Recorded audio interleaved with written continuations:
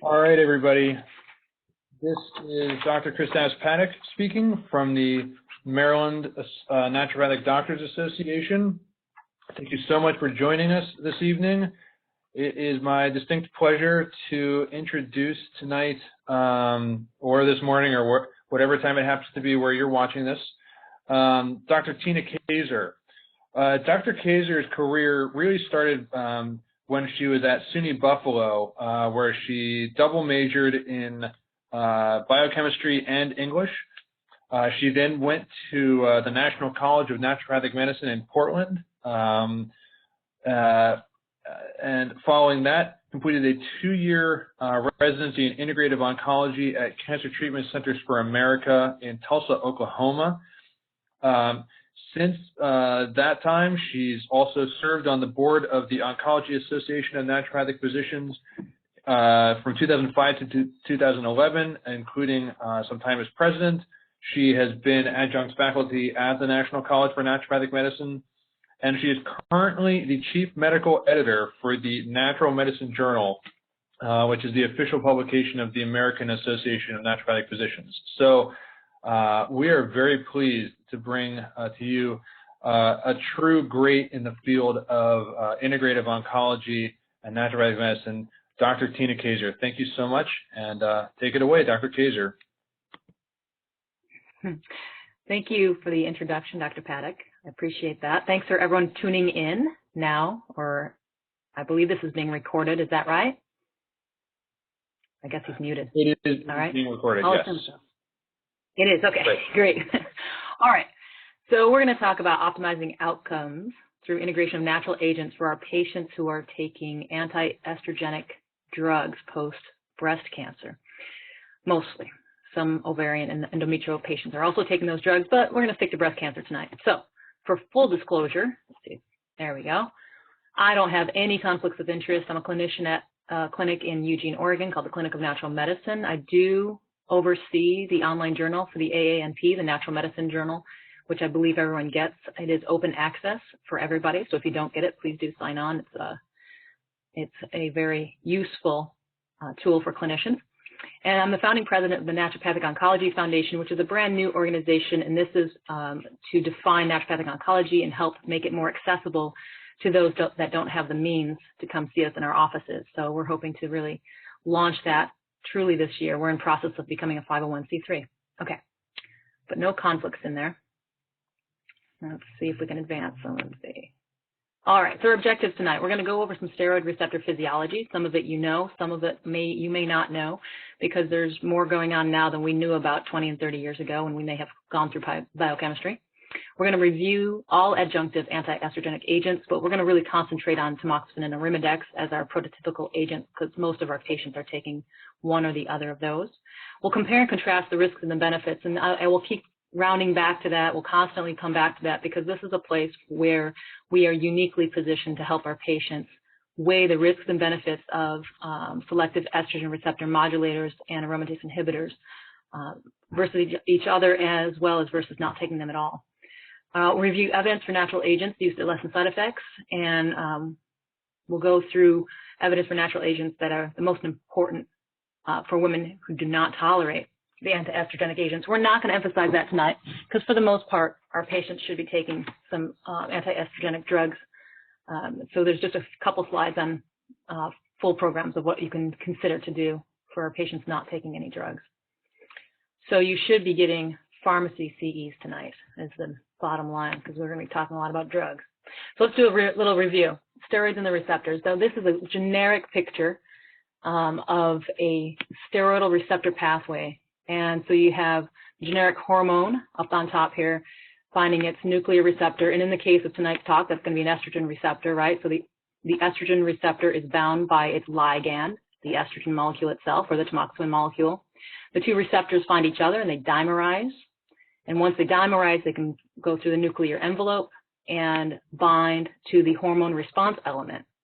In our case, it's the estrogen response element, but this is the same way androgens bind as well.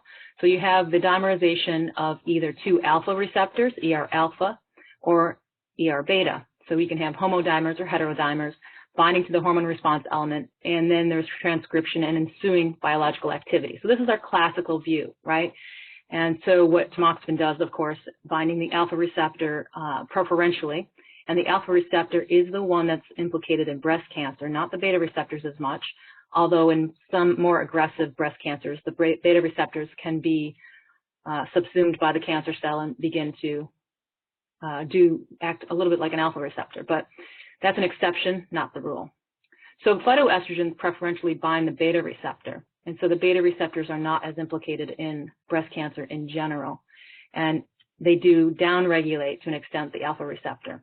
So that's kind of the big picture. This is the classic view. This is just a quick review. The next slide goes a little bit more in depth, and this is more of an FYI.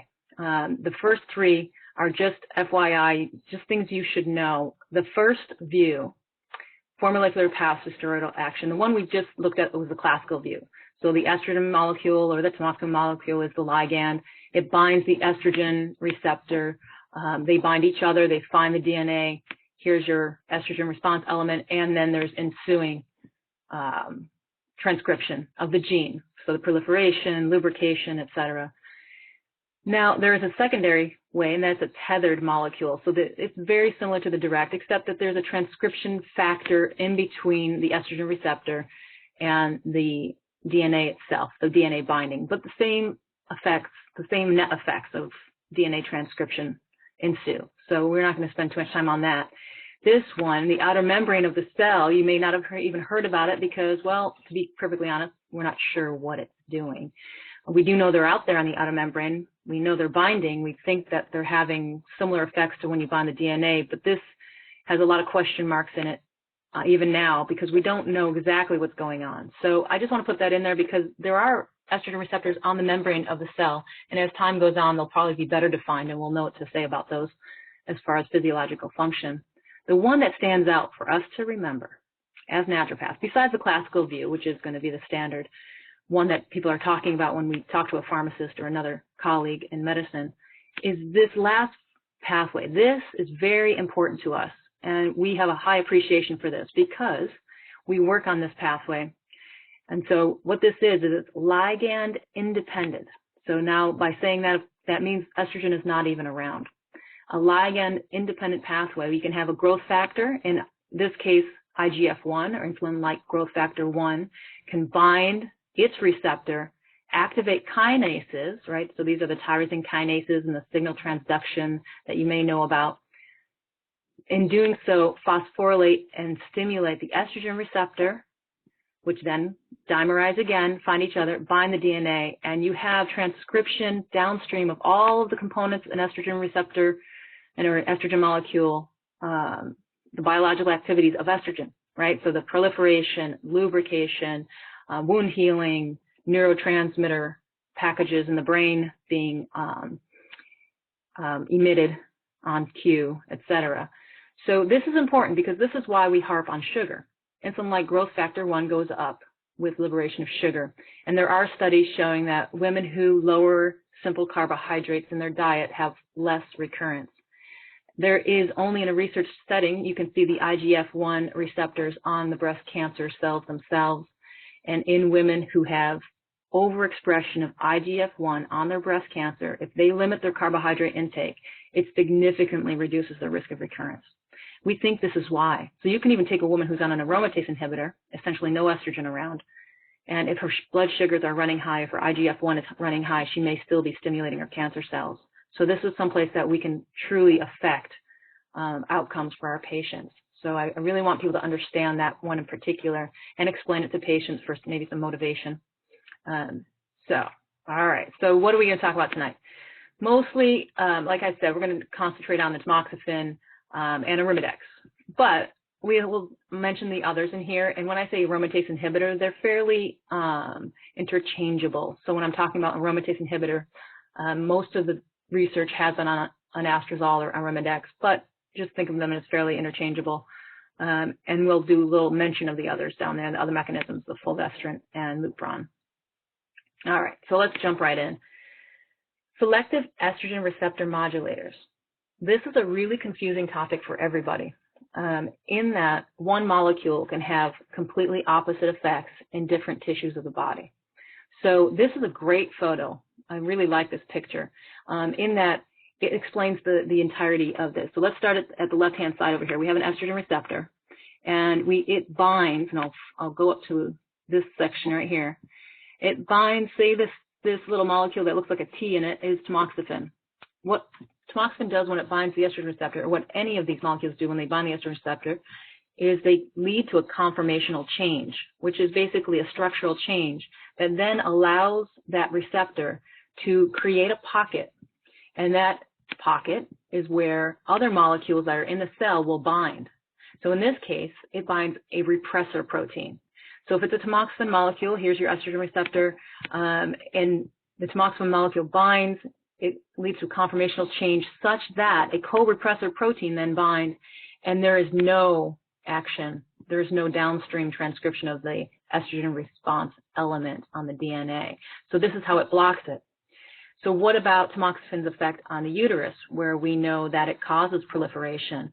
Well, tamoxifen possibly in that scenario leads to a conformational change such that you have a coactivator that binds the estrogen receptor, then allows it to bind to the estrogen response element, and then have ensuing, right, transcription of various estrogenic actions, including proliferation, hyperproliferation of the uteral tissue.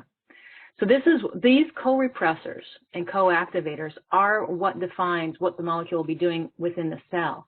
So this is how we have one SERM having two different actions, agonist or antagonist. It really depends on the co-repressor or the co-activator within the tissue. So this is how we can begin to express to patients how this is happening. So we'll be going through tamoxifan's various effects on different parts of the body. But know that this is at the heart of it, and this picture is probably your best way to determine it. And I did put a citation at the bottom of this slide for you to look at your leisure. It's a really nice paper. It's open access online about phytoestrogens and SERMs in general. And it's just a really nice overview and a good way to remind ourselves what the plants are doing. All right. And the questions, are they SERMs or are they not SERMs? So that's an interesting question. Tamoxifen is a prodrug. So tamoxifen, when people take their tamoxifen daily, they swallow it, it goes into the liver, and out comes its active metabolites. So mostly we look at endoxifen because while endoxifen and this 4-hydroxytamoxifen have similar anti-estrogenic qualities on breast cancer cells, endoxifen circulates at much higher levels. What you want to notice on this slide too, and of course this is a very oversimplified slide of metabolism, this CYP2D6 is necessary to create the endoxifen. And as we all know, cytochrome P450 enzymes are subject to individuality, specifically SNPs in those cytochrome P450 enzymes, not to mention inducers and inhibitors in the diet or in drug form. So one of the things one might think is, well, maybe I should test for the SNP and see if this patient can make endoxifen or not. And there have been studies looking at this. Do people who harbor a SNP that makes the enzyme less efficient have less effect from their tamoxifen? And the jury is still out on defining whether that is true or not. And the reason is, as I mentioned, this slide is highly oversimplified. So as much as I wish it was that neat and clean, a more true example of what tamoxifen looks like when it's being metabolized is this slide. This is the entire tamoxifen metabolic pathway. All of these little ovals are CYP, or cytochrome P450 enzymes. All of these red boxes are metabolites of tamoxifen. Here's endoxifen right here. So my point is, as clinicians, as much as we'd love to be able to simplify it and say, oh, just look at the CYP2D6 and we'll say yay or nay to tamoxifen, the God's honest truth is that we don't know enough, and outcome studies don't define that SNP well enough with outcomes with tamoxifen to say that that's going to be valuable for us. So I would argue that it's not that simple, and that some of these other metabolites may be having just as much effect, and that biochemical individuality is way too complex, and the metabolism is far too complex for us to just look at one enzyme and say yay or nay to that molecule. So that said, I do say that this is across the board, the NCCN advises caution with all drugs that are strong inhibitors of CYP2D6 in women on tamoxifen. This is one of the reasons that I highly encourage people use the same pharmacy for all of their prescriptions. This should be a red flag at the pharmacist. So if somebody gets a prescription for Wellbutrin or Paxil and they're on tamoxifen, one would hope that the pharmacist would see a big red flag come up and call the doctor up and say, remind the doctor that the patient is on tamoxifen and that is not a good idea. There was actually a study out a few years ago on paroxetine, which is Paxil and tamoxifen, and there was a dose and duration dependent negation of tamoxifen's benefits. So there's basically higher breast cancer mortality. The breast cancer mortality went up and up as the dose of Paxil went up and up on women on tamoxifen. So that was really strong evidence that these inhibitors really should be avoided. And if you'll notice over here, there's even some weak inhibitors that we may as well avoid if possible, right? Cimetidine, ranitidine, even Benadryl is a weak inhibitor. And women don't think much of taking like a Tylenol PM, so this should be on our radar to check out and help them get around. And certainly we have other things besides Benadryl that can be helpful as sedatives in the natural realm. So be informed about this. And this this particular cutout there's one on my desk that looks like this, and I give it to patients because I think that the women we see will keep an eye on this if they're informed about it, because we may or may not see them and they may be on tamoxifen for 5 or now even 10 years. So informing your patients right out of the gates about this is very important so that they know to ask for drug interactions at their pharmacy if they get any new prescriptions. That's a very important point. Evista. Now, Evista is mostly used for bone health. It is used in some settings. It's been approved for chemoprevention for breast cancer. It is slightly different than tamoxifen in that it's more estrogenic on bone, which is why it has the osteoporosis approval. And it is anti-estrogenic on breast tissue, but not with the same strength as tamoxifen. So this is one of those things that when people don't tolerate tamoxifen, that it is an option, and I've worked with medical oncologists to, especially if the patient already has an osteopenia diagnosis, that Evista can be used. It's not ideal. Tamoxifen is preferred, but at the same time, it goes under the it's better than not taking anything idea if they're not tolerating tamoxifen. It is not activated through cytochrome P450 enzyme systems, and that's important because if your patient is someone who's really sensitive to drugs, they have a lot of drug reactions, they can't take much, they're already taking a nip of something, a very minor dose when they do need something, they may have cytochrome P450 glitches or SNPs, so that Evista may be much better tolerated. So that's just an FYI. It's not used a lot, but it definitely goes under the better than nothing category for treating our women with breast cancer. Ferritin, I've never seen it used. It is officially on the list of agents approved for postmenopausal metastatic disease, ER positive or unknown. But since I never see it used, we're not even going to talk about it tonight. It's just up there to be complete. Fulvestrant, Faslodex, you will see this is an injectable. This is not a SERM. This is a pure antagonist of the estrogen receptor. It is very strong. What it does is it basically leads to estrogen receptor degradation. So you can see up here in the right-hand corner the estrogen receptor degradation. It is used for metastatic disease. It does have quite a few side effects. Some women don't have a lot of side effects, but the one to keep an eye on is things like the hyperbilirubinemia or even liver failure. And if liver enzymes start going high in a woman getting Faslodex, you want to talk to the medical oncologist right away to call attention to that, because it is a rare event, but it can be fatal. And sometimes no one's looking for it because it is rare. So, all right, so let's move on to a broader category, aromatase inhibitors. So we're familiar as naturopaths with the steroidal synthesis pathway. So of course, this is an incredibly oversimplified version showing us just the parts that we need to know. The aromatase inactivators, aromatase inhibitors, stop androstenedione and testosterone from becoming estrogenic agents. This is very complete. They are very strong agents at very small doses, and they nearly bring it down to zero. 98% of estrogens are wiped out. So this is very strong acting. In the presence of an aromatase inhibitor, I don't have a problem with people taking progesterone, but you can see why, if there's no aromatase inhibitor and the person's not on tamoxifen, progesterone, I think, is an absolute contraindication unless women are on tamoxifen or an aromatase inhibitor, in which case we have some backup. But if they're not taking either, progesterone is not a good idea. And the main reason for that is because the aromatase enzyme is everywhere in and around that tumor.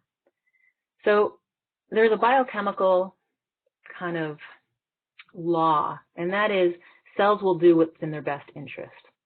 And in knowing that, the cancer cells and the surrounding cancer cells can co-opt nearby cells to do their bidding. And in that idea, in that context, the fibroblasts in the area, the stromal cells in the area, the fat cells in the area, they all increase their expression of aromatase. And in doing so, on the spot, we'll take those androgen compounds and create all the estrogen that tumor wants and needs.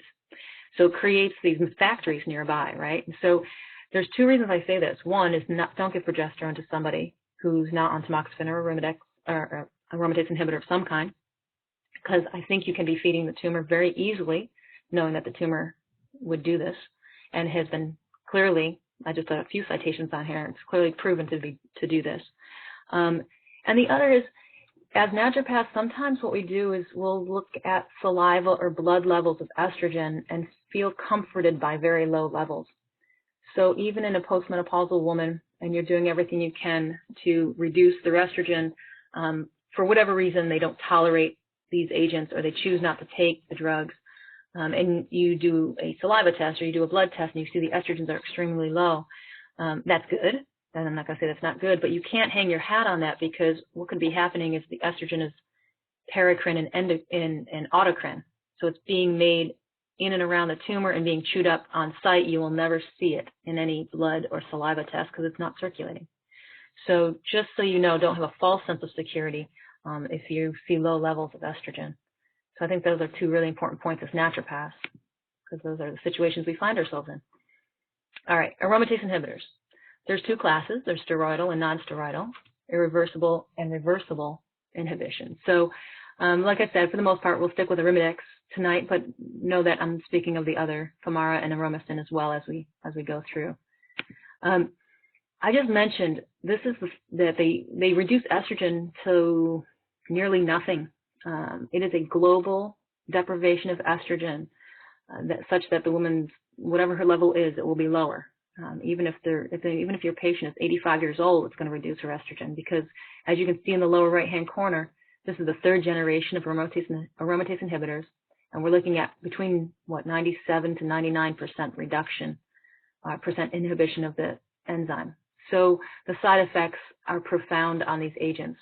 I'm always fascinated by the fact that it's just 1 milligram of a substance that can do that as well, or 2.5 milligrams. It's such a minute amount that can do such a global deprivation. It's kind of amazing. All right, here you have to stop before I go any further, because we're going to talk about risk reduction with these agents. And I want to define what I mean by this. Relative versus absolute risk reduction is absolutely essential to understand when you're weighing the pros and cons of any therapy. And in cancer care, this becomes top of mind, because we're dealing with life and death situations, yes, but we're dealing with toxic agents often. So this is really important, much more important to know in the context of drugs and natural agents, because we don't have the risk that the drugs do. Okay, so a relative risk reduction is generally the same regardless of the stage of the disease. So let's just say we have stage 1 disease, stage 2, and stage 3, ER receptor, estrogen receptor positive disease. All of them will derive 40 to 50% relative risk reduction of recurrence with an aromatase inhibitor or tamoxifen. I'm calling them equivalent just for the moment, just to make math easy. So let's just say that they have a 50% relative risk reduction, because the studies will go somewhere between 35 and 50%. But let's just say it's 50% risk reduction. That's a relative risk reduction. what that means is the absolute risk reduction depends on how much risk there is in the first place. So I put an example down here at the bottom, and let's see if I can, I'm blocked, my screen is blocked just slightly from the bottom here.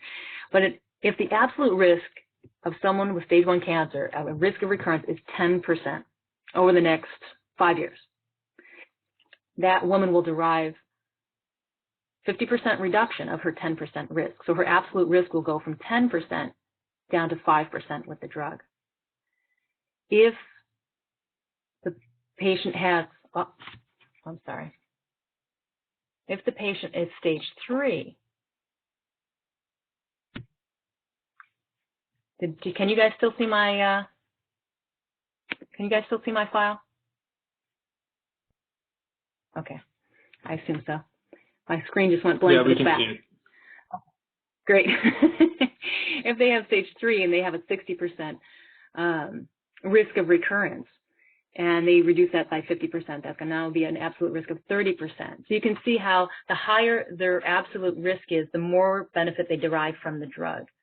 And so this is really important because in a patient with a very low risk, which would be ER positive, PR positive, HER2 negative, low Ki-67 score, which that would be called a luminal A breast cancer, that person would have very little risk of recurrence compared to someone who's stage 3 with the same parameters, right? And so what we need to do, we need to explain this to patients because they may only hear the 50% relative risk reduction and never understand that their risk in the first place is only 10% or 15%. And so any risk reduction is welcome if it's a tolerated drug having no side effects. But if the patient is going through a lot of side effects just for a small payout, we need to explain that to them. And I don't make these decisions for patients. I lay out the numbers because I will be honest. I have 2 things I'm thinking about. One, numbers mean different things to different people, and I don't negate the patient's intuition as to what is best for themselves. So my thought is I explain it as best I can until we have an understanding, and then the patient can understand it intellectually, but also sit with it when they're in quiet time and decide what's best for themselves. So, all right, in that context, let's move on here. We're looking at the ATAC trial. This is what kicked off the Arimidex tamoxifen. This is when Arimidex kind of took the lead from tamoxifen. This was 2005. This was the Arimidex tamoxifen alone or in combination. And this was 80% of these patients were ER positive. So interestingly, 20% of the patients on this trial were ER negative. In any case, you can see here, this is a nice visual of absolute risk reduction of 3.7% with an anastrozole or an aromatase inhibitor over the 6-year span follow time. So a 3.7 absolute risk reduction is not tremendously high. Now, aromatase inhibitors are known to have better stats, corroborated, newer studies have corroborated this older data. So it's very clear that Arimidex does have better outcomes, less recurrence risk. At the same time, if this was a horse race, Arimidex wins by a nose. It's not like it leaps and bounds better. And I say this because in the context of women who have a lot of side effects from Arimidex, tamoxifen very quickly becomes an option.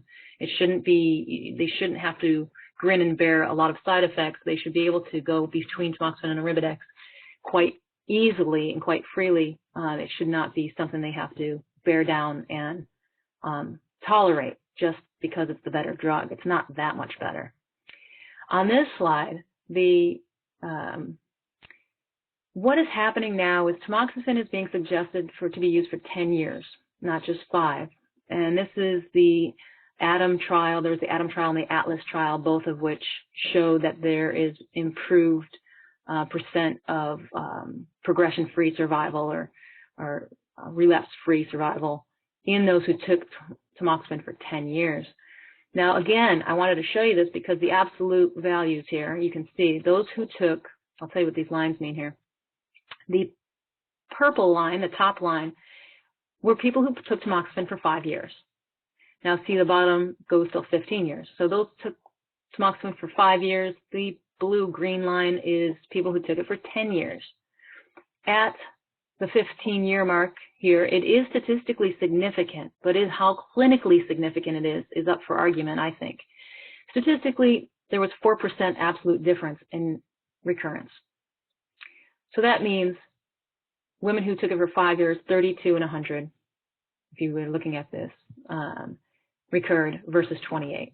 So you had, for every 100 women who took it, 4 women-derived benefit is another way to look at that. So it's important because, again, if they're taking the drug and they have absolutely no side effects, there's no weight gain, there's no hot flashes, it's easy breezy, and I do have patients like that, then taking it for 10 years makes more sense. Or they're stage 3 and they have minimal side effects, or stage 2 with a fairly aggressive or a little bit more aggressive cancer. So you're weighing the risk and benefit, but it's important to realize that in stage 1, luminal A, certainly the benefits are pretty small. So you just want to understand the status of it. When you look at it, you would be able to help your patient decide what's best. All right, looking at side effects. So you can see here, hot flashes are a side effect for over 3/4 of people taking either drug. Some of the big differences are here. Endometrial, vaginal bleeding, tamoxifen is estrogenic in the uterus, of course, and the genitourinary area, so we're going to have more issues with it with tamoxifen. There's very little difference in actual heart disease, brain disease, but when it comes to thromboembolic events, tamoxifen is going to have more of those. So that's a known risk factor. And then bone health, and the last bit here, fractures are going to be much higher on anastrozole or Arimidex, or any aromatase inhibitor for that matter, because we have global deprivation of estrogen. And estrogen's job is to slow down those osteoclasts so that you don't have as much bone degradation. So as in all estrogen deprivation scenarios, we're going to have more bone loss. So it's important to note in postmenopausal women, tamoxifen not only is not anti-estrogenic on bone, yes, that was a double negative, tamoxifen is slightly estrogenic on the bone. So in postmenopausal women, tamoxifen may have benefit compared to their endogenously low estrogen levels. So it's an important point because it will go in the pro column, right? So tamoxifen is good for bone. In premenopausal women, however, tamoxifen is not as estrogenic on bone as estradiol is. So in our premenopausal ER-positive patients who will be put on tamoxifen, they are at risk of bone loss because their estradiol is gone. And estradiol is much stronger on bone as an estrogenic agent than tamoxifen is. So just keep that in mind. So tamoxifen, when it is estrogenic on the brain or on the bone, it is relative. It's a relative estrogen relative to what would normally be happening in that woman. So postmenopausally, it's estrogenic. Premenopausally, it's not so estrogenic. All right. So let's prioritize some side effects. If you go on RX List or Medline or wherever you want to look at side effects, you're going to see a litany of side effects, but let's look at what's most important for our patient. Of course, the hyperplasia of the uterus. These women should be undergoing ultrasounds if they still have a uterus. If they don't, then that's not a problem. Blood clots, a huge risk factor with tamoxifen, especially if they're smokers, if they're overweight, if they're highly sedentary. High triglycerides often happen with tamoxifen, and what's going to happen with high triglycerides is they're going to find their way and they're going to deposit into the liver and cause fatty liver, and then eventually fatty liver can cause some metabolic syndrome in some patients. It certainly can impair function, so eventually the liver enzymes will go up, so we have to watch out for that. Cognitive impairment. Tamoxifen can affect semantic memory, and what semantic memory is basically memory for people, places, and events in the distant past. So just recalling things, like I know we went there, but where was it called? That kind of thing. Weight gain is very common in tamoxifen, and if a woman is gaining weight on tamoxifen and she, again, is really early stage, you got to weigh the risk you're adding to her recurrence if she goes over the BMI of 30 against the benefit of the tamoxifen. And so if weight gain can't be stopped, it's something to be considered. Arthralgias are very common on tamoxifen, but they're even more common on the aromatase inhibitors. So the common tamoxifen attributed side effects on the bottom here.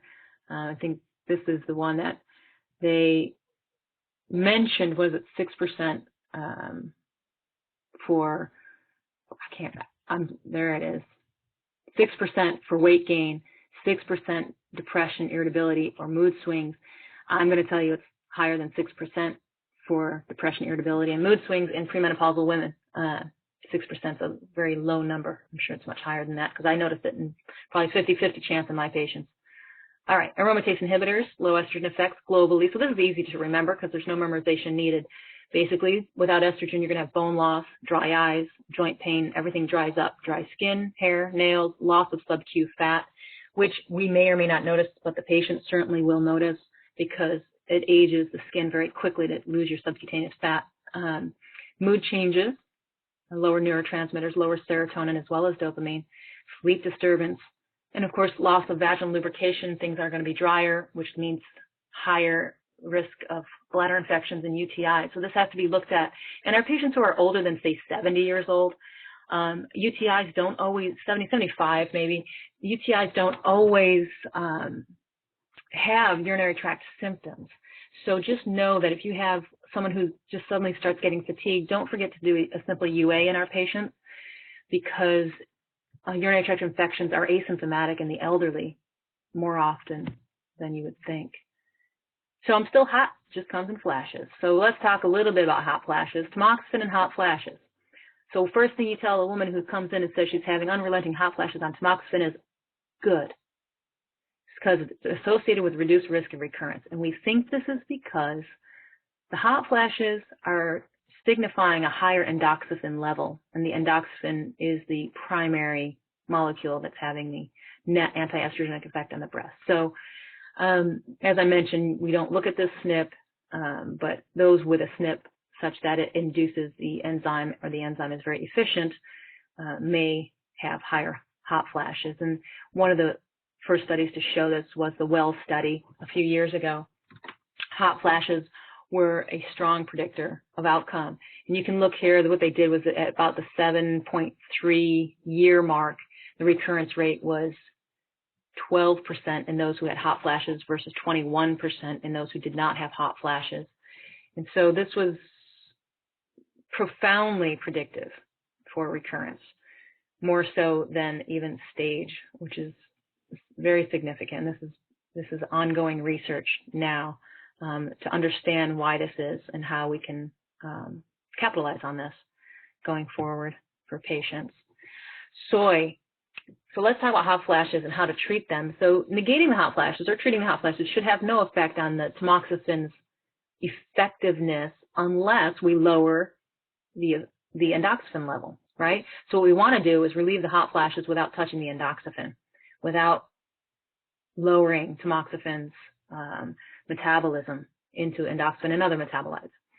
So soy for hot flashes. So I'll just tell you the evidence-based medicine, if that's all you're looking at and you have algorithms and you're going down and that you don't want to look any further, soy for hot flashes does not work. And it's not going to work for breast cancer survivors in any of the studies that have been done to date. But interestingly, I often advocate soy for women with breast cancer, 1 to 2 servings a day of whole food soy, whether it's miso or tofu or tempeh. Or I will even say soy milk is fine, but the label should only say soybeans and water, not a bunch of other stuff. So there are soy milks out there that just say soybeans and water, organic soybeans, water. So I've had some of those patients tell me that their hot flashes got better. So I go ahead and continue to say it, mostly because soy complements the tamoxifen, the Arimidex, or acts as a therapeutic agent when people don't take those drugs. So I do soy across the board for women with breast cancer. And some have just reported that their hot flashes got better when they're taking it, and they get worse when they go off of it. So I'm just letting you know that because it's not in the evidence, but I've had enough women say it that I believe it. All right. And so here's some studies just for the record, and there are more where this came from. The possible potentiation of tamoxifen and or Arimidex in postmenopausal ER-positive women. So all of the betterment or the potentiation has been in postmenopausal women, ER-positive women. premenopausal women derive neither benefit nor detriment from taking in soy. So just so you know, the Shanghai study was interesting because those with the highest soy intake had less recurrence than even the tamoxifen users who didn't eat soy. So that one kind of sticks out as an odd finding of certainly a lot more soy than we would take or that was taken in by any women in any American studies. The intake of soy is much higher in that study. The Breast Cancer Pooling Project. The Breast Cancer Pooling Project is something to look into. It uses the Shanghai study, the Well study, the LACE study. These are all looking at lifestyle, dietary, supplement interventions, and watching over time what the trends are with breast cancer recurrence. So the Breast Cancer Pooling Project, and the lead author on that, or at least the corresponding author, is Elizabeth Poole. Her name is Poole. So that's one to watch if you want to kind of watch one place where they're taking all the studies and pooling them together. All right. I want to say one more thing about the soy because I still get pushback from nutritionists, from other professionals, and of course the internet, has whatever you want to find on it. There's a lot of pushback about the soy and breast cancer still because of all of the data in mice that talks about how soy is estrogenic. It is estrogenic in mice, but that's because mice are not us. And so genistein is almost completely metabolized by humans. So very little circulates as unconjugated genistein in humans, but in mice, almost all of it is. So 20, 23, 58, and 150 times more unconjugated genistein in rodent models. And these were specifically the models that were used for breast cancer studies. So what we have is basically two different molecules. So the rodent studies of isoflavones really don't have a lot to do with what happens in a human. So all the human data has trumped the mouse data. And this started in 2009. And so we've got plenty of data to date to show that the mouse studies were wrong because we were testing two different things, really. So that's the isoflavone story.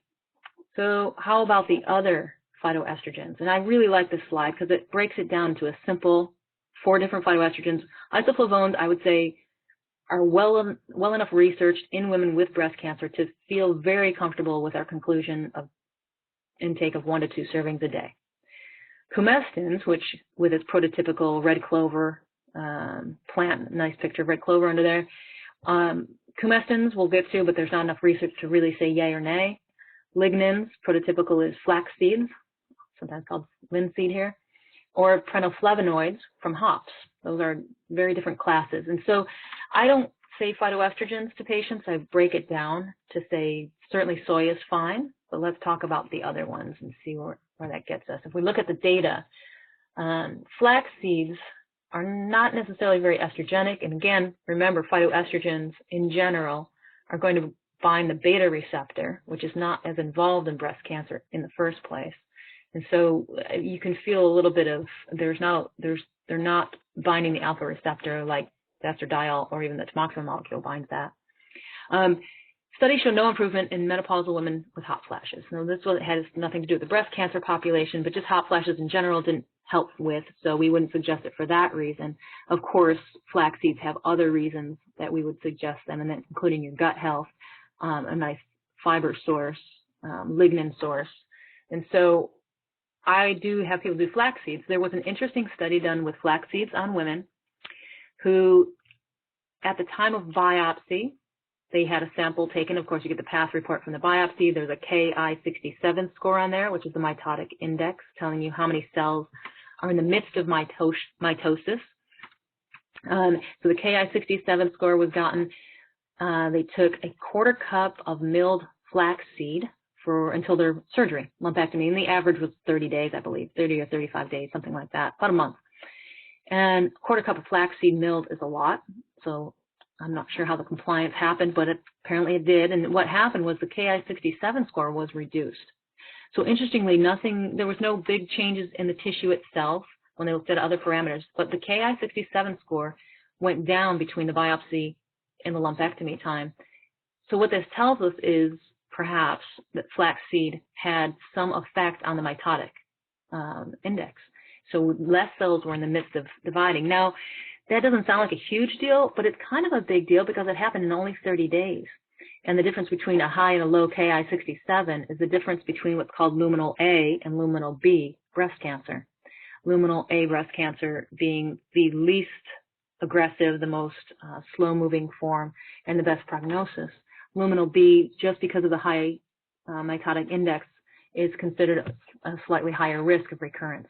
So it is an important factor in breast cancer. By the way, that same identical study was done with prostate cancer and had identical results. Ki-67 score went down.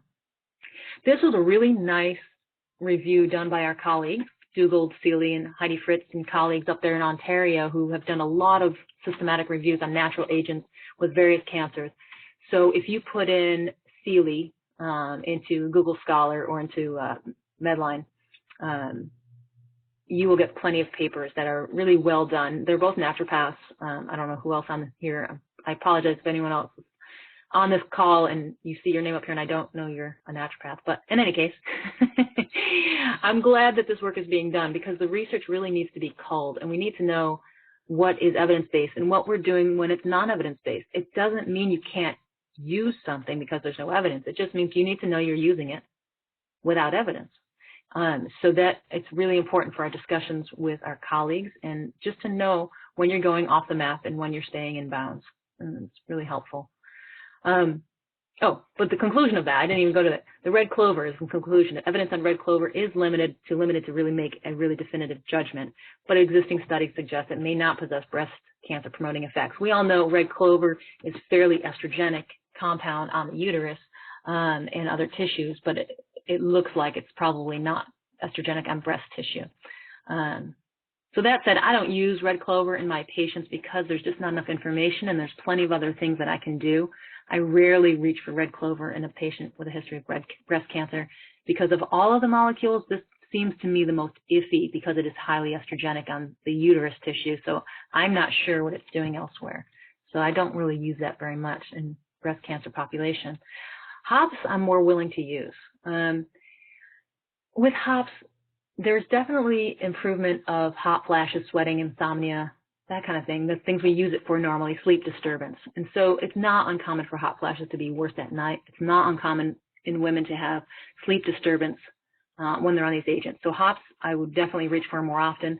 I even sometimes advocate patients make a hop bag or a hop pillow, going to a beer supply store, buying some dried hops and putting them in some kind of sack. Any kind of sack will do. A sock will do. And putting that near the pillow, that can actually help with sleep. I'm not so sure that's going to help with hot flashes so much. Usually we use it internally for that. Generally with herbs, I go with tinctures before I go to any capsules, just because I'd like to use the lowest dose possible. I feel like the tincture isn't quite the heavy hitter that capsules would be. So we can titrate the dose and do minimal dosing with tinctures. And hops is high on the list for that. And I'm not worried about it messing up tamoxifen, cytochrome P450 enzyme pathways or anything like that because it doesn't look like it works that way. Vitamin E is probably one of my first go-tos because we don't have to worry about any estrogenic action. We don't have to worry about even perception, true or not, perception of estrogenic effects because vitamin E is clearly not an estrogenic compound. And it has been shown to help with hot flashes. And I'll tell you my experience is this. You buy a bottle of vitamin E, mixed tocopherols, tocopherols and tocotrienols, that's fine, but usually mixed tocopherols is the way to do it. 800 IU before bed. And these are for women specifically having hot flashes at night, sweats during the night. 800 IU at night, and by the end of that first bottle, the patient knows whether it works or not. So I find it's a hit or miss. But vitamin E being fairly inexpensive and a very straightforward experiment, I just have women, this is probably one of the first go-tos I use with any woman going through hot flashes. And I would say, like I said, it's hit or miss. It works or it doesn't, but it's only a bottle of vitamin E lost if it doesn't work. Simistifuga, black cohosh. So this is interesting. It does look like black cohosh helps with hot flashes from tamoxifen specifically. In this study that I put up here, this was a period of 12 months. And they concluded that it allowed satisfactory reduction in the number and severity of hot flushes.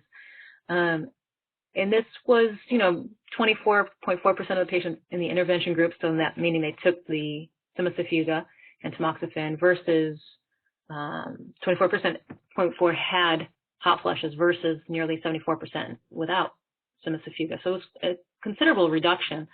Cimicifuga is not estrogenic. Just so we're clear, black cohosh has no estrogenic action. That has been proven up, down, and all around. In very, very early studies, it was the late 90s, it looked like it could have been estrogenic, but it is not estrogenic on any cells, so that feels safe. These are further studies, and the important thing to note on these studies is that the first study was done for 6 months, and it showed a reasonable treatment approach in tamoxifen-treated breast cancer patients for reduction of hot flashes. The next one was 2 months. There was no change in frequency or severity of the hot flashes, but improvement in sweating. 4 weeks, no effect. So what does this imply? Don't do it for just 1 month, maybe not even 2 months, but certainly do it for over 3 months and maybe up to 6 months before you reassess whether Cimicifuga is actually working. So you need a timeline that is measured in months. So set the patient up for that, and note to yourself, take a very good baseline of the symptoms, because most people over 3, 4, and 6 months won't remember where they started. So make sure you document very well and see if it's working that way. One cautionary note with Cimicifuga: it is not estrogenic, as I said, but it does have some data showing it inhibits CYP2D6 and 3A4. So what that means is it's a last resort in my toolbox. I don't really go to Cimicifuga very early in the course of the events of hot flashes with my patients. So if they're on tamoxifen, they're having horrendous hot flashes, especially if that's coupled with they're going to go off the drug because of the hot flashes, or they have severe depression as well. Remember, black cohosh's original usage was for melancholy, for depression. So in our patients who have kind of blue moods, melancholy, don't feel well, depressed, and they're having these hot flashes, and they're going to quit the drug especially, I would say it's worth the risk. So even if we did inhibit it a little bit, it keeps them on the drug, we'll take it. So you do have to weigh the risk and benefit. And if they're on an aromatase inhibitor, Cimicifuga would be fine to use. Again, I think the time to use it would be in our patients who are depressed or not feeling their normal mood.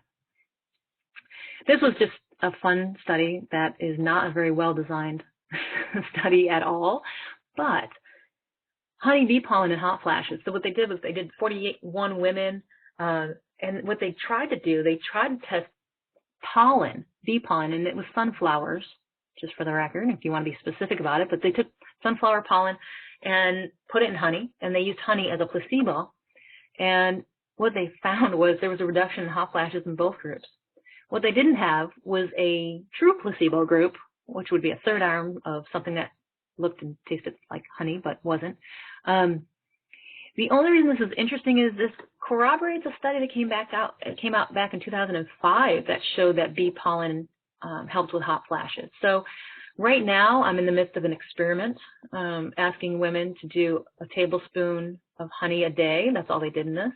A tablespoon of honey per day, and report back to me. So because I'm in the midst of the study, I can't tell you whether it's working or not, but it seems like a very harmless thing to suggest for our patients. So I put that up here just to see if you want to go ahead and try that in some people.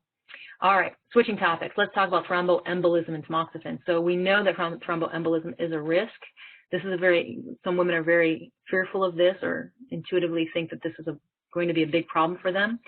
If they have a family history of strokes or thromboembolism, DVTs, that kind of thing, do sleuth that out. Be very meticulous about that and find out if that is a high risk factor for them.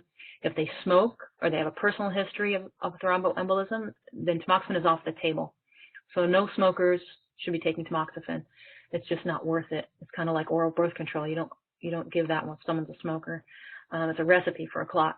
So what you can look at, and you can test, and you can look at is factor V Leiden mutation. So they did a look-back study of all these women who had gotten clots, and 18.5% had factor V Leiden mutations compared to 4.8 control subjects. In other words, if they had a factor V Leiden mutation, they are much more likely to have a clot. And so that is a clotting disorder in and of itself. So tamoxifen just exacerbates that. So you can test that easily. It's at Quest, LabCorp, whoever you use would have it. There is a, you can see the ethnicity at the bottom. There's a slight increase in Caucasians as well as Hispanics, and less in the African American population and the Asian population. So that's just an FYI. It's not high, right? It's a fairly low mutational penetrance, but it is real. And so if we can test it in our patients so easily, we may as well just get that off the table. And I've practiced long enough to see clots happen on tamoxifen, and it's unfortunate, pulmonary embolisms and such. So if anything we can do to reduce that, we may as well do it. So the other things for lowering clot risk: movement, hydration. Number one, that's why it's in bold. Watch the platelets less than 300. You want to see on your lab, certainly. Remember, that's an acute phase reactant as well. So what we mean by that, of course, is if there's an inflammatory reaction, the platelets will temporarily go high, but make sure they come back down. No smoking again. Consider vitamin E, mixed tocopherols, especially tocotrienols, which are smaller and more nimble, so they can get into the membranes much easier. Enzymes such as pancreatic enzymes, nattokinase. Fish oil is a must-have. 1 to 3 grams total daily, and I'm not too picky about this as long as the cleanly sourced EPA-DHA combination. 1 to 3 grams is in keeping with dietary fish. So unless you have someone who's willing to do sardines and mackerel and herring and such, fish oil is going to be indicated. And then your vegans or vegetarians, you can do algae oil. Garlic is high on the list. I'm going to talk about that in a moment. And botanicals with a question mark, because of course you can always use blood thinning agents as part of your botanical combinations if you're doing herbs. But so you might want to keep that in mind. So garlic and tamoxifen go well together. Allicin from garlic enhances the response and ameliorates the liver injury from tamoxifen. So this was a study done in mice, yes, but my thought is, well, telling people to eat garlic is not a bad thing. We know garlic is good for so many other things. So in our people on tamoxifen, we'll just encourage them to go ahead and increase their garlic intake, because tamoxifen is tough on the liver. So garlic can negate some of that, and anything we can do to help their liver along is a good thing. So garlic is high on the to-do list, and as a supplement in those who aren't willing to eat much of it for various reasons. Maybe they don't like it, so you can always get a supplement if you need to. Otherwise, I just have people do it in their diet and just emphasize it more than they would otherwise. Vitamin D and aromatase-induced arthralgia. Well, there are very few things that we have that are evidence-based for aromatase-induced arthralgia. This one's a bugger. There was a study showing that vitamin D over 66 nanograms per deciliter found that reduced arthralgia. I'm not going to say that's a magic number, because you can certainly get people's vitamin D up to 70 and still have joint pain. But you may as well, in this population, keep their vitamin D level on the high side of normal. So our normals go up to 80 here where I am. I think some of them slightly differ around the nation. But in any case, on the high side, over 66, just to make sure you have that piece taken care of, because we can take care of it. There's so few things we can do for the aromatase-induced arthralgias in people who have very severe joint pain. They just have to change the drug, essentially. So just so you know, switching between the steroidal to the non-steroidal, or the non-steroidal to the steroidal aromatase inhibitors, sometimes takes care of some of the joint pain. So if they're on aromacin and they have joint pain, they can go to Rimidex or Femara, and vice versa. So just bouncing around between them sometimes does do the trick. Probably the most well-evidenced thing for arthralgia is exercise. Exercise, it's interesting. The first study that came out was only 8 weeks of exercise, and it showed it didn't do anything for women on aromatase inhibitors with arthralgia. Once again, we have to give it more time than that. And so you can see this study was 12 months in duration. Pain severity and pain scores decreased significantly at 12 months. The other thing that's interesting in here is this the one where, this isn't the one where it stopped at 3 months. That's coming up later. In any case, the pain scores, you do have to wait at least 6 months, if not 12 months, to see benefit. So it's really important to know, because patients, of course, want more immediate benefits. So you have to control some expectations so they don't get totally discouraged and quit. So switching drugs, not first and foremost, I would switch between the aromatase inhibitors, or suggest people do that, or just switch over to tamoxifen. Like I said, and this is important. This is what's the importance of the beginning slides is how much better is an aromatase inhibitor than tamoxifen? Not enough to sacrifice your current quality of life is the answer. And so do work with the patient and their oncologist and have an open discussion about this. I think it's really important for there to be a benefit both today as well as in the future, because you don't want to sacrifice any quality of life if you can help it. Acupuncture can certainly be helpful for this. I think it's high on the list of things to recommend for our patients. Treat it like osteoarthritis, because often there is an underlying osteoarthritis. So removing inflammatory foods in whatever way you do that, whether you do elimination challenge diets or IgG testing, whatever you do to limit the inflammatory foods in their diet is definitely a good idea. The fish oil, glucosamine, and some anti-inflammatories. Curcumin is high on the to-do list. Boswellia seems to work as well. I will use wobenzym, and specifically because it's enterically coated in such a way that it dissolves in the small intestine rather than in the stomach. So all of those have worked to some extent.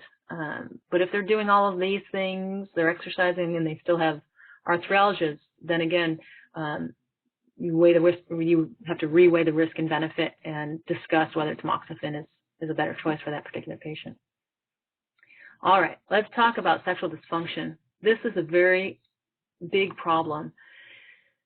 65% of those under 45 years old had some form of sexual dysfunction during their treatment, and 44% had continuing dysfunction after treatment ceased. And this is a big deal in our young patients especially. Not to discount the sex life of elderly women, but I think the young women as well as the young men may not have as much familiarity with it. So sexual dysfunction can be decreased libido, arousal, lubrication, dyspareunia, not uncommon because of the vaginal dryness and atrophy, and over time that worsens if it's not treated. Anorgasmy, body image concerns. So particularly right after surgery, there are body image changes. Of course, there's disfigurement of the surgery itself. The patient may not feel desirable or sexy or in any way themselves anymore, not to mention the anxiety and depression and other mental issues that are now on the table that were never there before. And so sexual dysfunction is very common. You have to ask. It may not be brought up, and it's likely not to be brought up. And ask all patients, age aside, you ask all patients this question, and if it's not relevant, they'll tell you so. But I always bring it up if the patient doesn't, because it's a very big topic, and it's important about in their quality of life. You can see on here the aromatase inhibitors are much more severe than tamoxifen in their sexual dysfunction side effect profile. Vaginal dryness is much higher, dyspareunia, decreased libido. It's all higher because of the global estrogen deprivation. So in those patients who have this issue, tamoxifen becomes a better choice for a lot of these women because of its less estrogenic effect. And tamoxifen use brings estrogen, topical estrogen use in the vaginal area, vaginal canal, becomes more an option because you have tamoxifen on board to block any estrogen that may go systemic. So it's very different. When someone's on an aromatase inhibitor, you don't want to do estrogenic compounds if you can help it vaginally, because any estrogen is some estrogen, and it's more than they have on board. So if they're on tamoxifen, not only can you have less side effects, you can actually now use topical estriol in those patients. So it's an important point for this in dealing with this, because I can tell you now that no one's going to explain all of that to your patient. So for you to understand it is essential so that you can relay this to your patient. Okay, so looking at libido, there was a trial. So we're going to talk a little bit about all these various sexual dysfunctions and what we can do about it. A trial looked at transdermal testosterone. It basically amounted to 10 milligrams a day, and it did not change libido. Normally, transdermal testosterone or any testosterone can change libido in women and increase libido, but that's only when estrogen is around. So when estrogen's not around, it doesn't work. And so that's important to know if you're doing general medicine and testosterone is something you do use in your patients. Just know that the women on these drugs may not derive the same benefit as your other patients would who have normal estrogen levels. So that's not worth doing. There is, like on another note, vaginal atrophy. You could use, this was an interesting study that came out a few years ago. We would compound this. This is intravaginal DHEA. And they used it for vaginal atrophy specifically. And of course, vaginal atrophy leads to dyspareunia. So if we can prevent the vaginal atrophy, and vaginal atrophy also leads to UTIs. So anything we can do to kind of lessen this effect in patients is a good thing. Interestingly, on this study, the 0.25% dose of DHEA topically again was as effective as the 1% dose. So in the name of lowest dose possible, compounding a 0.25% cream to be used daily is totally reasonable for these women. Now, DHEA could spill over into estrogen, you might say, and that's true, except if you have an aromatase inhibitor on board, it's not going to make it all the way to estrogen because you're blocking it from becoming estrogen. If you have tamoxifen on board and some of it does become estrogen, you have tamoxifen on board to block any little bits of estrogen that might be produced. So I see this in women on the drugs, estrogen blocking agent. I see this as fairly safe and well proven. And so this is definitely on the to-do list, short list of to-dos for these women. Let's talk about vaginal estrogen. This is an interesting little table, and you can see the citation underneath there in Climacteric. It's really hard to come by to figure out whether these creams are making it into the bloodstream or not. This is an interesting study. The top here, vaginal estradiol, I'll use my little marker here, the vaginal estradiol here, you can see typical serum levels that are gotten from the use of the vaginal estradiol, and you are getting some serum levels, 4.6, 8.0 picograms from the Vagifem, the S string. S trace is variable because it depends on how much one uses, and apparently it is more variable than the other ones as far as the study. It was too variable to even make a conclusion. Femring is an estrogen replacement, so Femring is definitely off the table. There's no reason to use Femring because that's used as an HRT agent, approaching oral estrogen levels, really. Here's transdermal estradiol levels that one gets. So you want to use a minimal dose, but basically the reason I put this in here is these estradiol topicals do go systemic. And our way around this, of course, as naturopaths, we would rather use an estriol variation than estradiol. One, because it's less stimulating. And two, we think, although we don't have this data, it gets really taken up by the tissue in the area, which favors E3 more than E2. So I feel comfortable doing estriol. Our area oncologists, you have the estriol cream down here. That's a compounding pharmacy. Always use the lowest dose possible. I put it's okay, again, with tamoxifen or SERMs in general, because the tamoxifen is on board. So even if the estriol went into your bloodstream, into a patient's bloodstream, it's okay. There's tamoxifen there to block its action. If they're on an aromatase inhibitor, beware and use the lowest dose possible to achieve the effect that you want. Lubricants, always using something like Good Clean Love or something like that, which is basically no parabens, no phthalates, nothing nasty in there, no colorants, nothing. Good Clean Love is, I believe, distributed on the East Coast. I don't know. It's a company here in Eugene, actually. I'm sure there's other equivalents out there. Moisturizers. This is important. For pH normalization, they have to use something like Replens or a moisturizer daily, not as needed, not to get them on a, some uncomfortable spot. I really think that they need to keep the pH normal so that they don't get the UTI idea. Oh, this was another study just showing that low dose vaginal estrogens were helpful for urogenital atrophy in breast cancer survivors. specifically. And so what they used in this study was estriol or estradiol, and it says tablets, but these tablets were inserted for 12 weeks. And basically, all sorts of side effects were negated. The VSS score is the vaginal symptom score, the vaginal health index is VHI, and the profile of female sexual function is PFSF, which here, profile of female sexual function improved significantly only in the estriol group. So that's interesting. So again, no reason to give estradiol when you can get away with estriol in this patient population. All right. So a little switch here, but it's going to bring us into our next phase of slides. This was a systematic review of 11 randomized clinical trials on ginseng. It improved sexual dysfunction, depression, gave a better sense of well-being compared to placebo. It didn't change hot flashes. It didn't do anything miraculous. But, you know, it's interesting, and I don't know if it's just ginseng or if this would be true of other adaptogenic herbs. And I'm sure most of us are giving adaptogens to our patients just as part of the routine, part of handling the stress, the anxiety, and life, etc. Just as a side note, really look at the circadian rhythm in your patient population, because the data is so strong showing that a flattened cortisol rhythm has much higher recurrence risk than a good, healthy circadian rhythm of cortisol.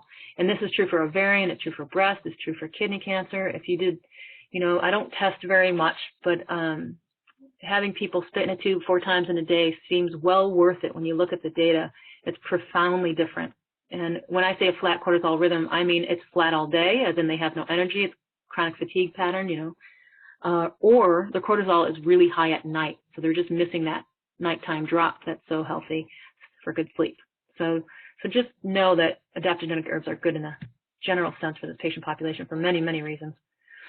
So other considerations, and this is still talking about sexual dysfunction, exercise, which does help with feeling stronger in their self-image and bringing back a little sense of being in the body, anxiety reduction, less fatigued with exercise, counseling. There are specialists that are either do couples counseling, post-treatment counseling, that kind of thing. So do get to know someone in your area you know and trust. We have a really good one here in Eugene that I use. Pelvic floor relaxation therapy. So physical therapists can help with this, because sometimes it's just there's a guarding that's unconscious in these patients. So pelvic floor relaxation can really help with some of our patients. All right, so we're going to switch gears a little bit and talk about cognitive changes. And this is very noticeable to some of our patients. And again, it goes back to the relativity when you're talking about tamoxifen. So SERMs are relative to the endogenous estrogen level. So cognitive changes in, I'm going to pick a 35-year-old woman, goes through her treatment, she's on tamoxifen, and she's not going to be able to think as well as when her native and her endogenous estradiol levels were there. However, older patients receiving tamoxifen actually have been shown to have better verbal ability and processing speed, because they're effectively increasing the estrogenic action on their neurotransmitter production and release. And so one thing that I thought this was interesting, this last part on the bottom, tamoxifen has been shown to slow cognitive decline in postmenopausal women with Alzheimer's disease, which I thought was kind of fascinating because of its estrogenic effect. And so I say this because, again, you're always weighing the pros and cons. And if one of the pros is keeping your patient functioning and their cognitive changes actually improve on tamoxifen, then, well, that's a big check in the pro column, isn't it? So I want to say it because I think we harp on side effects a lot, and I don't know if we always see the silver linings, even when they're right in front of us. Now, cognitive changes for those on aromatase inhibitors can be very severe, because lack of estrogen in the brain, it makes it difficult to make as much neurotransmitter as you would otherwise, no matter what the age. So keep an eye on this. This also means that depression and anxiety are much more prevalent, and I don't think this is discussed nearly enough. I think depressive symptoms are extremely common, and getting your old self back is really difficult for these patients. So exercise is by far, I mean, if people did just one thing, if you said they will only do one thing, exercise would be it. Over diet, over sleep, over everything, exercise. This was an interesting study that looked at the exercise effects in cancer survivors, particularly in 9 out of 14 of these studies were in breast cancer. So what they showed, moderate intensity helped. And what was particularly helpful is if they got out of the house and they were either supervised or partially supervised. So I thought that was really interesting because they leave the house, they go out, they're with other people. Maybe there's accountability if you're supervised or partially supervised. Maybe there's the sociability and just kind of getting out with other people and having, being connected to the world and creating or having community, etc. I mean, who knows? But in any case, it was pretty clear in this meta-analysis that exercise helps depression, and in particular, when you get out and do it with other people. So do encourage patients to take that route. 150 minutes a week is kind of the line that is drawn for all these studies in cancer with exercise. So just so you know, when patients give you the question, and they will, how much exercise are you talking about? 150 minutes a week. Moderate intensity is defined, clinically defined. This is not a technical definition. Clinically defined as exercising at a pace that makes it difficult or impossible to carry on a conversation. You have to be a little breathless for it to be moderate. Low intensity exercise, like walking the dog or taking a walk with a friend where you're chatting the entire time, is just that. It's low intensity. It's being non-sedentary. But moderate exercise requires a little bit of a heart rate increase and some breathlessness. I use the breathlessness as the marker for my patients more than anything else because as they get in better shape, that bar keeps moving. And there's always a point where one becomes breathless. And so you unwittingly increase your exercise. And so this was a study that I thought was earlier. This is interestingly, they looked at 3 months. Moderate intensity was associated with improved physical functioning, quality of life. If they stopped, they couldn't measure those improvements at 6 and 12 months if they stopped. However, women who reported at least that 150 minutes a week of physical exercise at 3 and 6 months had reduced fatigue and physical functioning, better quality of life throughout the study. So if you want to maintain the benefit, you have to maintain the exercise. And so this is, now we know exercise during treatment, before treatment, during treatment, after treatment. There is no time that we should be telling people not to exercise. There's no rest. Well, not complete rest anyway. All right. They did an interesting study with forearms looking at exercise with and without cognitive behavioral therapy. And then, of course, they had a waitlist control group. All but the control group had a significant decrease in endocrine and genitourinary symptoms and improvement in physical functioning. So whether they exercised, just got cognitive behavioral therapy, or got both, they had a benefit. Those who included cognitive behavioral therapy with exercise had a significant decrease in perceived burden of hot flashes and an increase in sexual activity. So it's best to do both. Certainly exercise, but if you have a patient who's having a hard time, especially, and they need cognitive behavioral therapy for other reasons, you know, anxiety, depression, that kind of thing, it certainly is worth the time. And it was a very quick 12 weeks. So just a few months to see benefit in that. So just keep that in mind. Switching gears, let's talk about bones. All right. Keeping on the exercise mandate for our patients here. This is specifically the American College of Sports Medicine, look how to preserve bone health during adulthood. And so there is a very clear on here the mode, intensity, duration, and frequency. And what you really want to do is bone loading I would say treatments, but exercises, things that are resistive, things that actually create vibration in the bone is the key, right? Tennis, stair climbing, jogging. I can tell you now bicycling does not count. I love to bike myself, but I do know that it doesn't do anything for my bones. And as evidenced by professional cyclists having very low bone mass. So just 3 to 5 times a week of weight bearing and resistant exercises. I will generally just tell patients to do weight bearing exercises, resistive exercises, build muscle. I am a big fan of using a body composition scale that tells people how much muscle mass they have versus fat mass. And the reason for that is I find that most postmenopausal women do not have enough muscle mass. Without enough muscle mass, you can never really maintain normal weight. And it's hard to lose weight. So I emphasize building muscle over burning fat. One, it seems more doable for a lot of women. But two, I really sincerely think that postmenopausally, it's nearly impossible to lose fat if you have too little muscle in your body. Your basal metabolic rate is just too low. All right.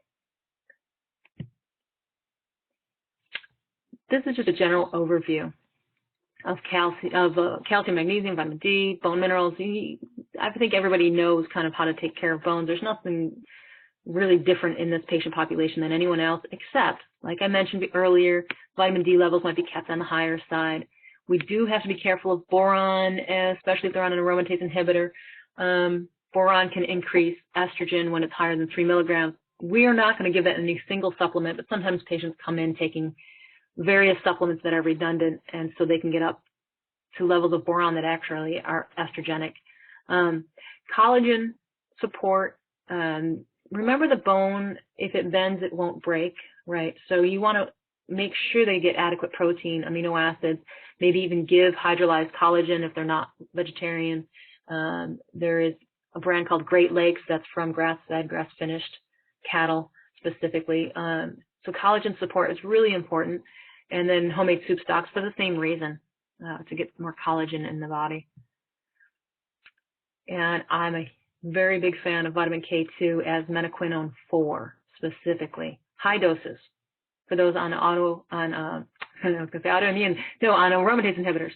Those on aromatase inhibitors are going to have bone loss that is part and parcel with the drug itself. So vitamin K2 as MK4 specifically is really important. And what it does is it helps them tread water so the DEXA scan doesn't look worse and worse. So expected without vitamin K2, you would expect to see a worsening DEXA scan after 2 years and 4 years and 5 years on a aromatase inhibitor.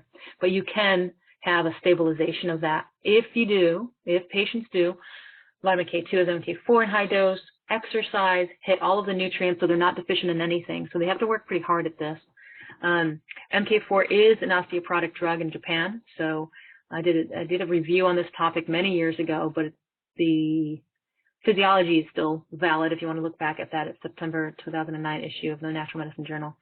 MK7, which I know people are going to ask about, I will just say I don't think the evidence matches. Well, I know the evidence doesn't match the MK4 yet. I'm not opposed to it working at some point, but it's just not there yet. So I go with the tried and true, where the evidence is. Can we make these agents work better? Let's see. One of the things that's on my short list of to-dos for women who are ER positive is to give them melatonin. There's many, many reasons for this, but just looking at what it does with estrogen and how it complements the SERMs as well as the aromatase inhibitor. You can look at this picture at your leisure, but you can see the 1, 2, and 3 match the diagram here. 1, 2, and 3 right here. So you can see over here, 1 is 1 downregulates estrogen synthesis. It decreases ER alpha expression, and lastly, it works as selective estrogen enzyme modulator, which decreases aromatase activity. And that theme is a whole other class that this is the only place you're going to see it here tonight, because this is the only theme in all the slides. But melatonin is one of those things that either complements tamoxifen or aromatase inhibitor, or if they can't tolerate those drugs, you put them in as high a dose of melatonin as they tolerate. And tolerance to melatonin should go as high as they tolerate, up to 20 milligrams, I should say. Tolerance of the drug is tapped out when they either wake up super groggy or they have really bad dreams, so you can lower the dose. And I always start low and go up, so titrate upwards. So start at 3 or 5 and titrate up until you get as close to 20 or 220 if possible. All right. This was another this is a trial where they took women who had metastatic breast cancer, and they progressed. After they took tamoxifen, they had stabilization of disease, and then they progressed, except for 3 of them who never responded to tamoxifen. So they basically took 14 women who had progressive metastatic breast cancer on tamoxifen, had a washout period for a couple weeks, put them back on tamoxifen with 20 milligrams of melatonin, and what we had was a partial response. So 4 of 14 of those patients then had a response to the tamoxifen. So you complemented the tamoxifen with melatonin in this trial. It's a really nice demonstration of how it can potentiate the tamoxifen possibly. So this is an interesting trial. IGF-1 decreased in those who responded. So that's another interesting aside. When they did look at blood parameters, IGF-1 was decreased in those 4 women who had a response. All right, tamoxifen resistance. This tamoxifen resistance in cells happens over time, and one of the things we think is happening is that light at night is playing a role. So they took mice and they exposed them to light at night, and it stopped the tamoxifen from working.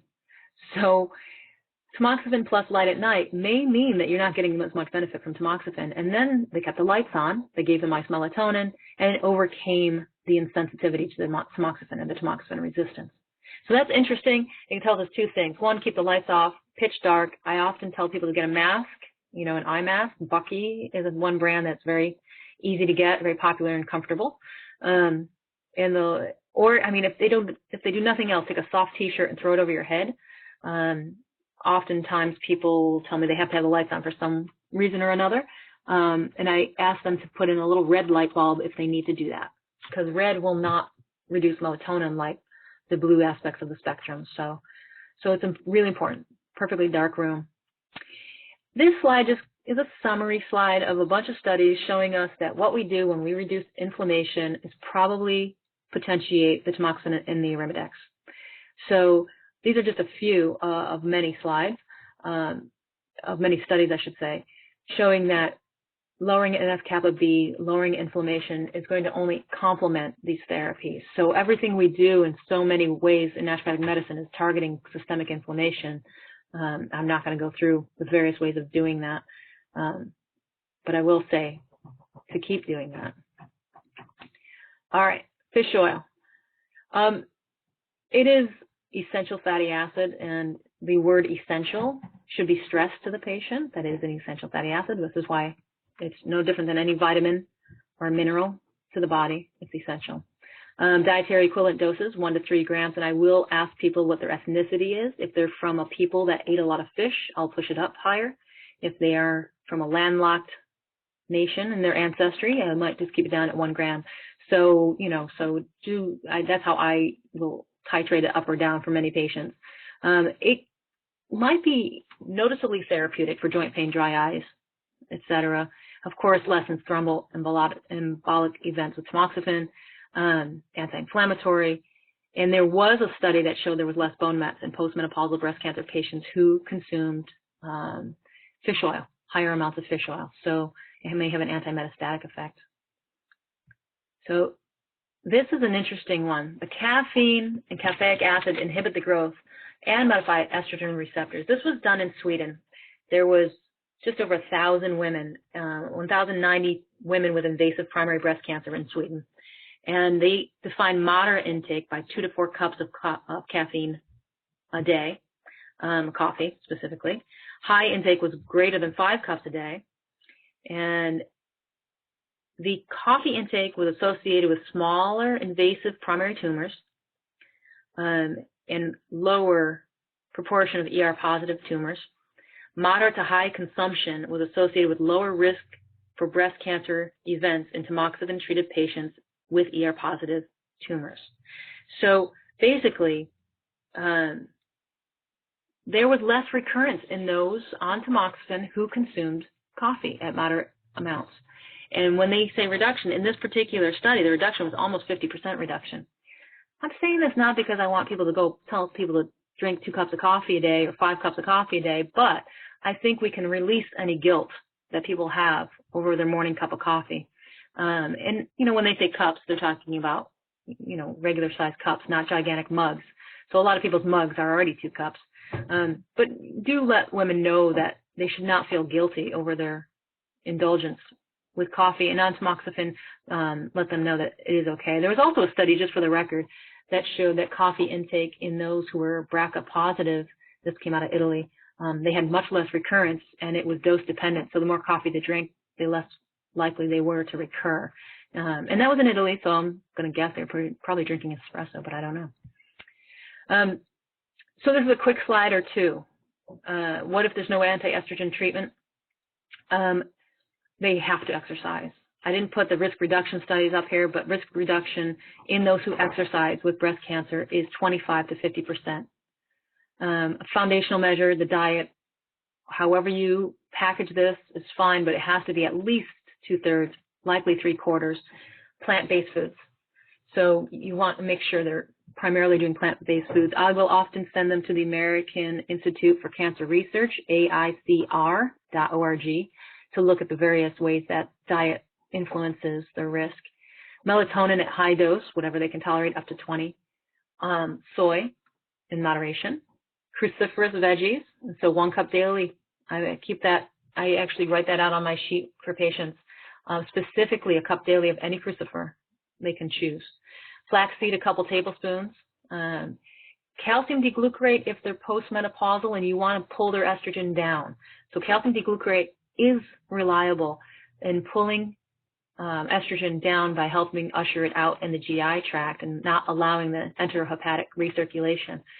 So you can pull that down. Again, you can't really rely on any labs, so I don't know if labs would be useful to prove that you're doing it or that it's helpful.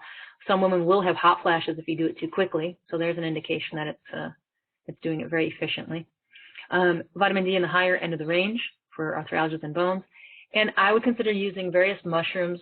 I would also consider anti-inflammatories. Curcumin is the top of the list. Berberine, green tea. I don't use it as a supplement as much as I do have people drink that in their diet and get really high quality sencha or something along those lines and just drink it. Because they've got enough pills going in, and we're talking about a long-term commitment. So this is just some of the basic things that I would consider to do. This slide, this is available as a PDF, the slides that we did tonight. This particular slide, this busy-looking slide with all these arrows, is how I would approach someone who's not taking the drugs. I pull this out and I look to see what we can do to maximize the woman's production of 2-methoxyestrone, which is protective, right? 2-methoxyestrone, this is a good guy. Not only is it good, it can be anti-cancer specifically. This is, let's see if I can make a little unhappy face here. There we go. This is the bad guy. The 4-methoxyestrone is really nasty and quite promotive. And you can see at the bottom here the potential carcinogenic effects and how one can negate some of these with antioxidants, various antioxidants. So I say that because it's taken me years. I think this particular diagram is in my head now, but you know, I've also had it at my desk for over 10 years, probably 13 years. I've had this floating around. So I do pull it out for women who are as versed as one can possibly be, and they already are familiar with the 16s and the 2-hydroxys and metabolites, and because there are women who will know the biochemistry. I would pull it out. But I would say that's only been a handful of women in the last 13 years, because this is pretty complicated. But for you, when you're approaching these women, this is really important to look at. And you look at everything you can do. What else can you add to the list of aromatase inhibitors? What else can you do to help usher the estrogens out through the gut in postmenopausal women? Because this is where the calcium deglucarate comes in, right? And so this is a really good diagram to keep handy and use as a means of thinking. It won't have the answers, but it won't have all of the answers, but you can see many of the things that we would use are on here. Here's indole-3-carbinol, soy, kudzu, flax. So I didn't outline what we would do in women who don't take these drugs, mostly because it's extremely complicated. I think it's a whole nother lecture unto itself, and I want you to think about it rather than just have a protocol, because there really isn't a set protocol. It's what will work for that woman who's sitting in front of you. Okay, and we did go 5 minutes over, but not too bad. There's plenty of time for questions. All right. Well, first of all, thank you so much. This has been just an excellent presentation, and I'm very, very excited. We have a lot of really good questions to get through. Well, I think the one we will start with is, well, first of all, can we confirm that the slides will be available for participants? Oh, are you talking to me? Yep. Oh, yeah, sure. Okay. I didn't know if because I uploaded the PDF, but you want me to, I'll send you whatever you need. Okay. We'll get that, and then we'll forward it on to the participants. All right. So the first big question is, I think this is probably the best one to lead with, is how long should you wait for a patient to adjust to tamoxifen treatment before encouraging natural treatment for side effects? Usually it's a 6 to 8 week period of adjustment and settling out. So sometimes hot flashes will be worse and then they'll improve. And so I would probably wait until, as long as the patient's okay with waiting, I probably would wait that 8 weeks, maybe even wait 12 weeks, and then it's all going to kind of either at 12 weeks slowly get worse or stabilize completely. That's pretty much the things that happen after 3 months. Okay, cool. I think that was a lot of the questions were about tamoxifen. So giving people a clinical guideline for, how long to kind of, wait for things to settle down before we start to figure out exactly what's going on with the symptoms and what needs to get addressed, what's going to kind of wash out. So I think we'll just start at the top. One of the questions was one person said that many patients she's seen are with hot flashes and endocrine therapy are being put on Effexor. Do you have any thoughts about that? I leave it up to the patient. I think Effexor is a good agent, but I do think that often you can control it if they're not too severe with lesser means. I'm not crazy about having to use any of those. I mean, as everyone knows, once you start doing anything that monkeys with neurotransmitters, you might not be able to get off the drug. So I don't encourage it until we've tried a few things and they haven't worked. Generally, they know that that's an option. And, sometimes it's so severe, patients just don't want to take the months it might take to sleuth out another means of doing it. So that's fine. I would say very few of my patients have to go there, though. Well, that's good news. Technopathic medicine. Let's see. Another question we had a couple of questions about melatonin. And I guess the first one is, we kind of touched on this, but what are some of the most effective solutions for sleep issues around tamoxifen use? Would you use melatonin for that, or are there other things to use? What are your thoughts about that? I try to tease out, so sleep deprivation could just be the lack of estrogen, and there's lack of progesterone too. So is it a GABA issue? If it's a GABA issue, then something along the lines of honokiol, magnolia, or even theanine could be helpful. If it's pain, aches, pains because of arthralgias, that's a whole other ballgame. It's an interesting thing. If someone is waking up due to discomfort, you can give them all the sedatives and anti-anxieties and you won't touch it. So if you've maxed out, if you're like, man, I gave them, honokiol, which is an isolate of magnolia, it's a very strong substance, and melatonin at 20 milligrams, and you're doing all these, and they still wake up, go around and ask again about discomfort, because most people, especially if they've been in any kind of pain for any length of time, stop registering it. And so they don't even know that what's waking them is every time they move in the bed, they're uncomfortable. So with those folks, anti-inflammatories will often help. So you have them do curcumin before bed, or curcumin, quercetin, boswellia, or whatever your anti-inflammatories of choice are, and see if that helps. So if the other things aren't helping. But I often use things that people will notice. If it's anxiety and they wake, and I ask them, what do you think about when you wake up? And if they look at me blankly and say nothing, I'm just up, then I know it's not anxiety. If they start thinking about yesterday or tomorrow, and then that jacks them up more, now their cortisol's high, then I know that they need something to lower their anxiety or their cortisol. So I might do Theriphos or cortisol management, supplements, that kind of thing. So just like you would for any other patient, it's more than just the estrogen. It's the whole ballgame that's going on. Sleuth out exactly why they're waking up. Is it a blood sugar issue? They're tanking their blood sugar and their cortisol's jumping in the middle of the night, and so smoothing out their blood sugar might help those patients. So it's back to good old naturopathic medicine, I think. Great. One question about melatonin, even though we didn't talk about melatonin and use it for sleep, have you seen patients experience worsened hot flashes with high-dose melatonin, like the 20 milligram range? I have occasionally, but not very often. I'm trying to think. I actually think someone just said that not too long ago, that she thought her hot flashes might have gotten worse. I think it happened at the highest end doses, though, and so what I always do, I never start with 20 anymore. I used to do that once upon a time, and so many people, once you have a bad reaction, you're not going to ever buy that or get that or take that supplement or drug again. So I find titrating it is much more helpful. So what I would do in that patient, I might lower it or start at really low doses. I've started as low as 1 milligram in really sensitive people, and then titrate upwards. And if there's a point where hot flashes seem to be worse, drop the dose.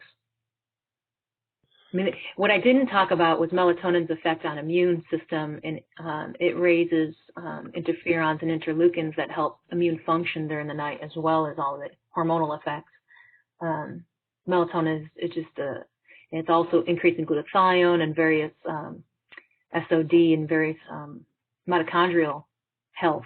So it's just makes you think that it's a necessary component to all that rejuvenation that takes place while we're sleeping. Great. We had a couple of questions about suppositories and atrophic vaginitis. Specifically, what's your comfort level with herbal suppositories and atrophic vaginitis? And also, do you find women who get success with just vitamin E suppositories for atrophic vaginitis? The answer is yes for the latter part. The vitamin E can help, especially if it's a woman on tamoxifen, so it's not very severe. The aromatase inhibitors, a little tougher. Vitamin E is more of a daily routine. It's just one thing to keep things moist, but it seems to just be a topical thing. It doesn't seem to be creating more suppleness to the tissue. Tamoxifen users sometimes don't have as much issue, so they can get away with just a little vitamin E. And I will have them do vitamin E. I'll get the capsules and pop them open, and just this is going to sound strange, but staple removers. Staple removers are the perfect thing to pop a capsule open without making a mess and without it flying across your table, because it pins your little capsule right in there, and it's got those big teeth on it. And anyways, vitamin E capsules are the way I would do it, because then the vitamin E has never seen oxygen. It's never seen the air. I wouldn't do a bulk E liquids of any kind, because I think that they're degraded by the time you get to the halfway through the bottle. And the other question was, I'm perfectly fine with herbals. If they have had atrophic vaginitis or atrophy of the area, and for any length of time, they can be irritating, so be careful. Just make sure that it's really soothing, like calendula is fine, or just be careful, because it's tender tissue that you're dealing with in these women. I think that the question was especially about using Cimicifuga, Dioscorea, and similar herbals. Yeah, I don't use them routinely, but I don't see why you couldn't. I don't know if it'd be strong enough, but then again, I haven't tried, so I don't know is the answer. While we're talking about suppositories, we're talking about DHEA suppositories, and also we had a question about using DHEA long-term and how long you can use them. You can use DHEA in someone that is on tamoxifen or an aromatase inhibitor, not only topical, but also oral. What are your thoughts about that? You know, I have evolved my thoughts about the use of DHEA. I think, as I kind of mentioned, I'm fine with it if they're on a aromatase inhibitor or on tamoxifen, because I feel like we have something on board to stop if the body, in and around the tumor especially, decides to take that DHEA and create estrogens. We have agents on board to block that. If this is a woman you're treating and she's not on any agent, I would be reticent to use DHEA. So I would, and that's probably in perpetuity. You know, I don't think there's any time that I would feel comfortable with it. So I probably would be cautious about using DHEA in anyone who's not on these drugs. If they're on the drugs, then take DHEA as long as you're on the drug. And then hopefully we find other means of, you know, helping the symptoms when they're off the drug. So I say I have evolved, because I used to have kind of a don't do DHEA thought in my head, and now I realize, wait, if the drugs are on board, then it shouldn't matter, because you give, you know, even if it makes a little bit of estrogen, there's blockage, so that it shouldn't be able to make the estrogen, or there's tamoxifen blocking at the receptor site. Great. We had a couple questions to take a look here. One is, I think you had a lot of people very intrigued by the estrogen metabolism chart. So what is the source, what book was that originally from, or what's the original source of that? We had some people who are interested in that. The original source was a supplement representative during my residency. In other words, I don't think it's published anywhere. I think it was part of a handout, and the company was Metagenics.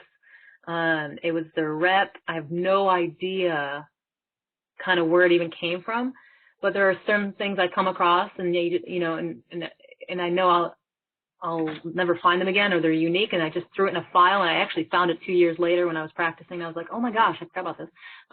So I don't think it's published, and there's no name on there. Metagenics is the originator, and that's kind of why I said you can blow this one up, so you can print it, because your best bet is to have a hard copy of it. You're right, it did come with verbiage as part of a whole kind of handout that Metagenics had at the time, but I don't even have that anymore. I just have this picture. So I'm sorry I can't help you with that. And maybe your Metagenics rep might know how to source that back out, but it's been so many years. Like I think it's, well, I did my residency 16 years ago. 14 years ago. Yeah. Sorry. Well, great things come from, you know, random places sometimes. Yeah, we had someone, Dr. Orser chimed in here, wanted you to review what you were saying about progesterone and breast cancer, because it was controversial. Could you just recap that a little bit? Yeah. So after Dr. Lee's book many years ago, where progesterone basically was a cure-all, I say that a little bit sarcastically because there really is there's a bias out there that progesterone only does good for the breast tissue. But if you know the biochemistry, like we just talked about tonight, and you know that the cancer cells, cancer tumors, fat cells, lymph, everywhere in and around a cancer, if you give progesterone, that will enter the steroidal pathway, and that will just flood estrogen into that area. So it's just an estrogen factory. And so if you use progesterone in someone who's not taking tamoxifen and they're not on an aromatase inhibitor, I think that's really dangerous, because you don't know what's going to happen. And the biochemistry suggests that what would happen is that you make a bunch of estrogen in and around tumors wherever they are in the body. So giving progesterone to somebody who is capable of blocking its production of estrogen, you know, an aromatase inhibitor, or giving progesterone to someone who has tamoxifen in their body is very different than giving progesterone to someone who doesn't have either in their body. So a woman with a personal medical history of breast cancer who's not taking tamoxifen or aromatase inhibitor, in my opinion, should not take progesterone in any form, because I think that you're playing with fire. And I've had this conversation with so many people who disagree with me that I'm well aware of the controversy. And I can tell you no one has ever offered up a biochemical argument. All they do is talk about what progesterone does this on the breast cells, or it does that on the breast cells. And I'm like, but we're dealing with cancer. These aren't normal cells. These are cells who will do whatever it takes to survive. And they are very clever and good at doing just that. So I have actually had this debate with many MDs and nurses in the integrative medical world. I've yet to be convinced that it's not possibly harmful.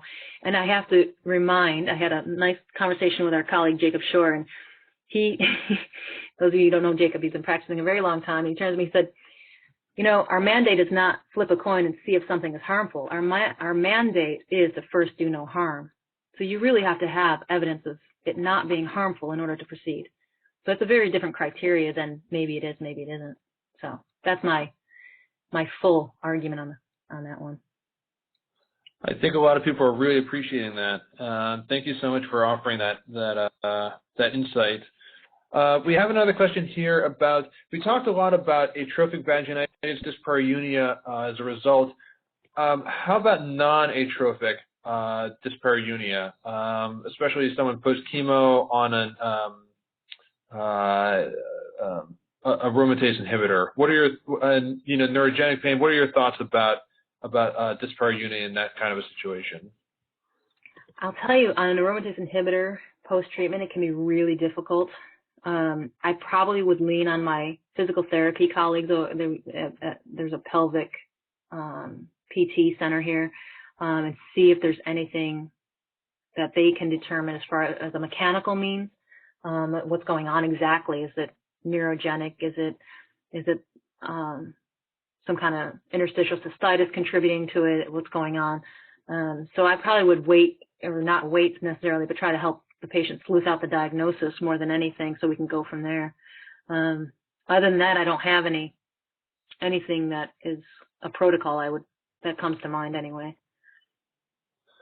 Okay. One more kind of clinical question here, and then we'll have a big closing question. This one's coming from Dr. Megan Schlick. Any thoughts about hesperidin for hot flash supports? You know, I'm remiss in not using more hesperidin, I'll be perfectly honest. It's just one of those things you get used to doing certain things in your practice, and I don't discount that it works. It just kind of hasn't been in my repertoire for a while now, but it's certainly worth a shot. And my experience many years ago when I did use it was like vitamin E. It was hit or miss. And when it worked, it worked.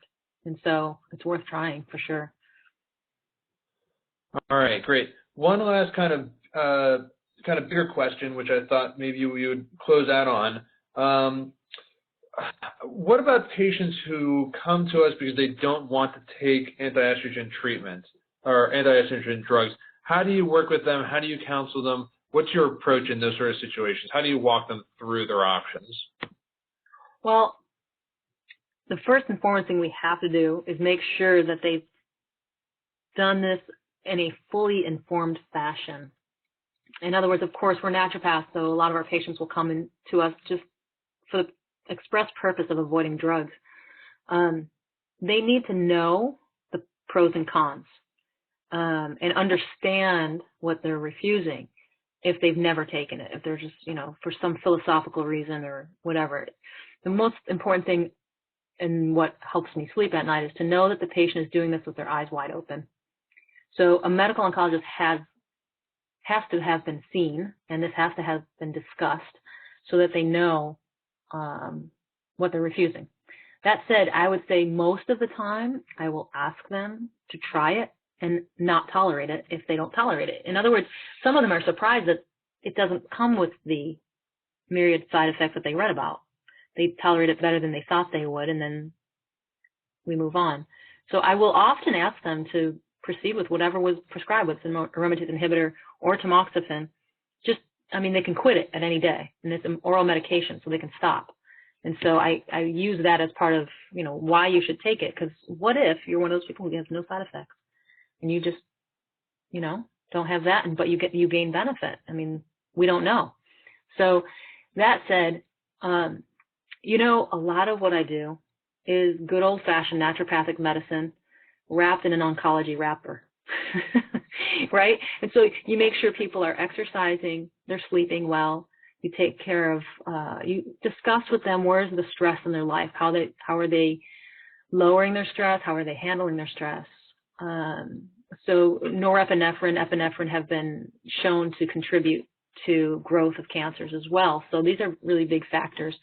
Again, the cortisol rhythm, as I mentioned, normalizing that has a profound effect for these patients. Their gut function. So you do the good old-fashioned optimization of health, and within that, thinking, okay, this is estrogen receptor positive patient. You do want to lower their estrogens if you can. You want to help them metabolize any estrogens in their world more efficiently and in such a way that they're not detrimental. That last confusing and complex mishmash of estrogen metabolites, that is what I pull out, either in my mind at this point, or literally I still have. I mean, I look at a hard copy of that and I think to myself, okay, let's make sure I'm doing everything we can. We've got the, you know, indole-3 carbinol, cruciferous vegetables, flax in their diet. Are we, you know, are we making sure they're high in antioxidants? Should we give NAC or glutathione? And often patients are more than their cancer, right? So this is all governed by the big picture. What's important in this patient? Where are their weaknesses? Is it their lungs? Is it, you know, what needs to be addressed? And so I would say you treat the whole person and you optimize their health, and then secondary to that, you think about the estrogen metabolic pathways and cancer stuff, because pretty much everything we do, which is normalize sleep, get people exercising, circadian rhythm, lower their stress, eat really well, high nutritious foods, low toxicants, all that kind of stuff, all of it in the data contributes to lessening recurrence.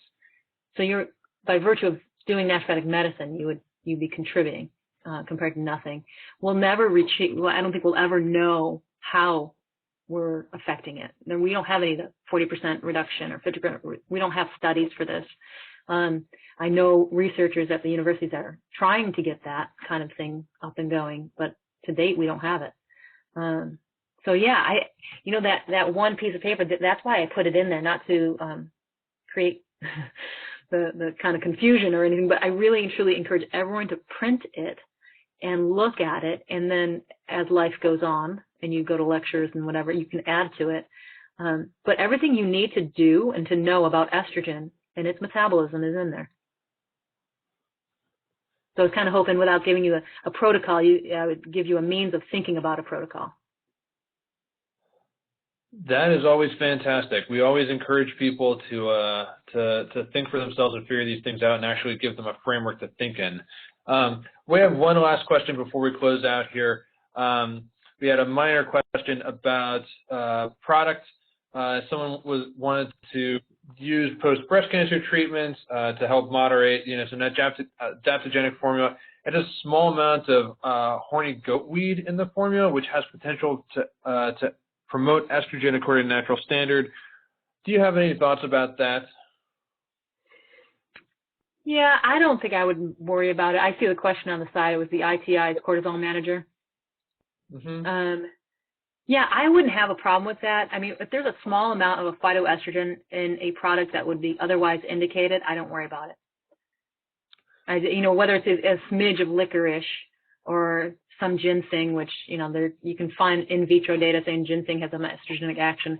Remember that they're talking about the ER beta receptor, not the alpha receptor.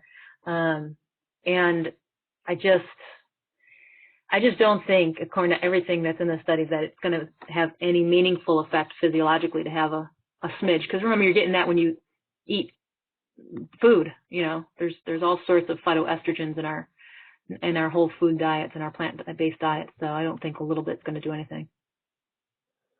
All right. Thank you so much, Dr. Kaczor. We're getting a lot of positive feedback. People are very excited. I think you taught people a lot tonight, and we're so pleased to have you here. Thank you so much.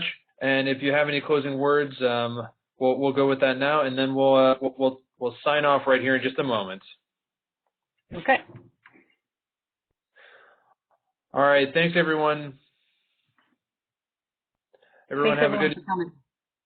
And we'll see you in the future. And please stay tuned. We will, of course, have more webinars in the future. And yeah, we're looking forward to it.